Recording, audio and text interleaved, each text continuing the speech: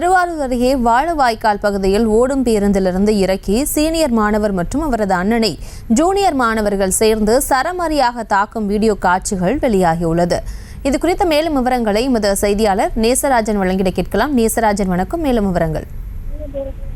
பிரியங்கா, நாகப்பட்டினத்தில் இயங்கி வரும் விஜிஎஸ் பிள்ளை கலை மற்றும் அறிவியல் கல்லூரியில் மன்னார்குடி சவளக்காரன் பகுதியை சேர்ந்த பர்வீன் குமார் என்பவர் எம்எஸ்சி கம்ப்யூட்டர் சயின்ஸ் 2ஆம் ஆண்டு பயின்று வருகிறார். அதே கல்லூரியில் திருவாரூர் அருகே உள்ள மருதப்பட்டினம் பகுதியை சேர்ந்த அபினேஷ், ஜெரால்ட், ஆல்பர்ட், திருமலை ஆகிய 4 பேரும் பிகாம் 2ஆம் ஆண்டு பயின்று வருகின்றனர்.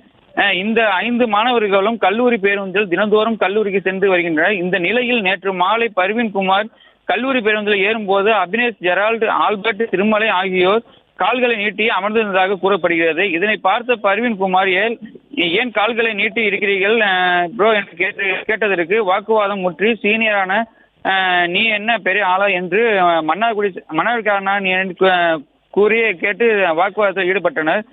மேலும் திருவாரூர் அருகே உள்ள வாழவாய்க்கால் பகுதியில் உன்னை பேருந்தில் இறக்கி அடிப்போம் என்று ஜூனியர் மாணவர்கள் 4 மிரட்டியதாக கூறப்படுகிறது. இதனை அடுத்து பயந்து போன பர்வீன் குமார் தனது அண்ணனுக்கு தகவல் தெரிவித்து அவரை வாழவாய்க்கால் வரும்படி கூறியுள்ளார்.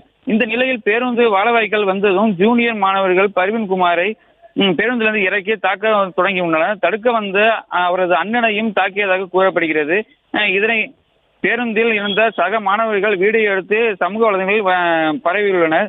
மேலும் இது குறித்து பர்வீன் குமார் திருவாரூர் நகர காவல் நிலையத்தில் நேற்று மாலையே புகார் அளித்துள்ளார். அதனைத் தொடர்ந்து நேற்று இரவு பர்வீன் குமார் மன்னார்குடி அரசு மருத்துவமனையில் சிகிச்சைக்காக அனுமதிக்கப்பட்டுள்ளார்.